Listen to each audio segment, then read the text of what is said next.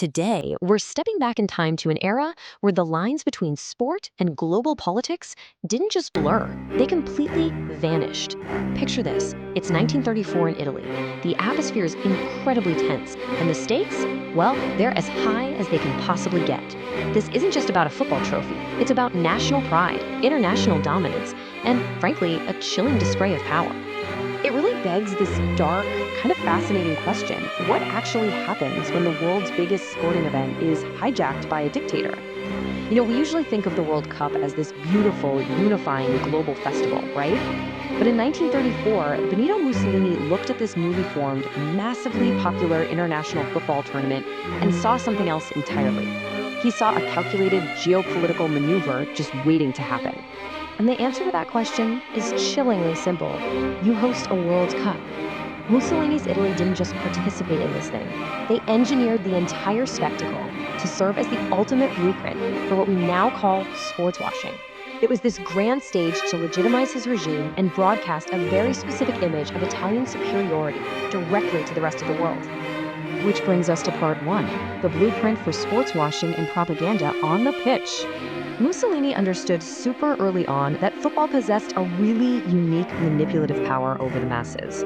After the utter devastation of the First World War, he desperately needed a way to unite the country under a single ideology. So what does he do? He secures the hosting rights with a truly astronomical budget of 3.5 million Italian lira. They beat out Sweden not just with empty promises, but by literally offering to underwrite all of FIFA's potential financial losses. It was an unprecedented investment, absolutely guaranteed to ensure the world's eyes were fixed on Rome. And this investment brilliantly illustrates the massive ego at play here. While FIFA had the official Jules Rimet trophy, Mussolini went ahead and commissioned his own alternative, the Coppa del Duce. It was reportedly 6 times larger than the official cup and heavily adorned with fascist symbols. The message was crystal clear. His regime was bigger and more powerful than the international sporting bodies themselves. Let's look at part 2. The host must qualify amidst boycotts and bribes. So despite moving absolute mountains to host the event, the 1934 World Cup is the first and only time in history that the host nation actually had to play qualification matches to enter their own tournament. Crazy, right? But before a single ball was even kicked in the finals, the competition seriously thinned out. Reigning champions Uruguay completely boycotted the tournament, insulted that European teams hadn't traveled to their World Cup 4 years prior. The British nations, like England and Scotland, were in a self-imposed exile, practically calling the whole tournament a joke. Meanwhile, South American giants Argentina and Brazil just sent amateur squads because of internal disputes. Basically, the door was left wide open. But Italy still had to get past Greece in the qualifiers. Italy comfortably won the first leg in Rome 4-0. But that second leg in Athens, it was never played. Greece mysteriously withdrew. The history books are filled with these shadowy rumors that the Italian government gifted a luxury building in Athens to the Greek Football Association as a sort of bribe, let's say, to save themselves the tiring away trip. Moving on to part 3, Pazzo and the Oriundi, the mastermind's crew. All right, so the host is officially in. Now they actually needed to win the thing. To execute Mussolini's grand vision, Italy turned to Vittorio Pozzo, a brilliant tactician nicknamed the Old Master. And let me tell you, Pozzo wasn't messing around. He set up a hardcore military-style training camp, completely isolated up in the Alps. He literally censored the players' mail to keep out distractions, strictly banned smoking and drinking, and in a stroke of absolute psychological genius, took 2 players who absolutely loathed each other, Luis Monti and Angelo Schiavio, and forced them to room together for 2 months just to bury the hatchet. On the pitch, Pazzo's revolutionary strategy was the key. He pioneered what's known as the Methodos system. By pulling 2 forwards slightly back, he created a 2-3-2-3 formation. This allowed Italy to possess a rock-solid defense while executing these rapid, physically dominating counterattacks that just completely overwhelmed their opponents. But Pazzo didn't just rely on native-born Italians. He famously utilized the Oriundi.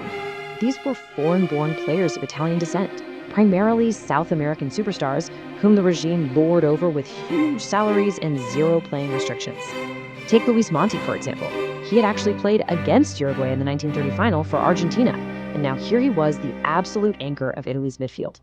Naturally, this strategy drew massive criticism globally, but Pazzo defended his selections with a chillingly pragmatic philosophy. He said, if they can die for Italy, they can also play for Italy. He was directly referring to the fact that these men were eligible for the Italian military draft. It perfectly highlights the intense nationalistic pressure draped over this entire squad. This takes us to part 4, brutality and bribed whistles, navigating the knockout bumps. The 1934 World Cup was a straight knockout format, and guys, the matches were incredibly physical. Hyper-aggressive play combined with some, let's just say, highly questionable officiating became the defining story. Nowhere was this more apparent than the brutal two-part battle against Spain in the quarterfinals.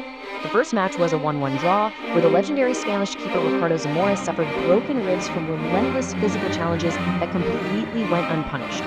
In the replay the very next day, Italy won 1-0, but the match was an absolute bloodbath. 3 Spaniards left injured, and Italian Mario Pizzaiolo suffered a career-ending broken leg. The refereeing was so blatantly one-sided that the Swiss FA actually banned the replay referee René Marquette the minute he returned home. As the tournament progressed, historical accusations of corruption really started to swirl. Reports from multiple historical sources suggest that Mussolini was holding private, shadowy meetings with match officials prior to Italy's games.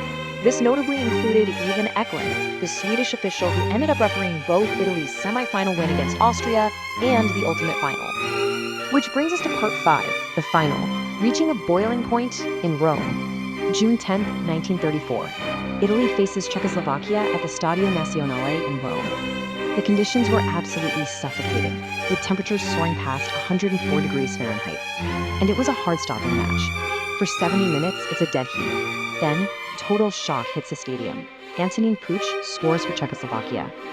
The host nation is literally 10 minutes away from complete disaster. But then, in the 81st minute, Raimundo Orsi, one of the Oriundi, scores a miraculous equalizer. And then, 5 minutes into extra time, Angelo Sciavio, yep, the exact same guy Pazzo forced to room with his rival, fires home the World Cup winning goal. The sheer magic of Orsi's equalizer actually earned it the title of the Phantom Goal. The ball bent and dipped so wildly that photographers completely missed the shot. The next day, they actually asked Orsi to recreate it on an empty pitch. He tried over 20 times to replicate that exact spin and trajectory, and he failed every single time. It was a true once-in-a-lifetime strike right when Italy needed it most. But the story doesn't quite end there. Part 6, the epilogue, and the Battle of Highbury. Italy had their shiny new trophy, sure, but 5 months later, that brutal intersection of football and nationalistic pride flared right back up. The newly crowned world champions traveled to London to face England, a team that still considered itself superior for having skipped the World Cup entirely. The English press dubbed it the real final, and it was an absolute war. England won 3-2, but the casualty list was just terrifying. Italy's Luis Monti broke his foot in the 2nd minute. England's captain had his nose broken, and another English player finished the match with a broken arm. It was a terrifying physical grudge match. And returning to the human cost of 1934, just consider the number 54. Do you remember Mario Pizzaiolo, the Italian player whose leg was broken in that brutal quarterfinal against Spain? Well, because he couldn't play in the final, he wasn't given a winner's medal at the time. It took 54 years, literally until 1988, for him to finally be recognized and handed the medal he sacrificed his career for. Which leaves us with one final provocative question to wrap up this explainer. Was Italy's 1934 World Cup victory a triumph of Vittorio Pozzo's genuinely brilliant tactics and disciplined squad management, or was it the dark, inevitable product of Mussolini's political intimidation and systemic sports washing? It's a debate that still rages among historians today, reminding us that sometimes what happens off the pitch is just as consequential as what happens on it. Thanks for joining me for this explainer. I really hope this sparked your curiosity to dive even deeper into this crazy chapter of football history.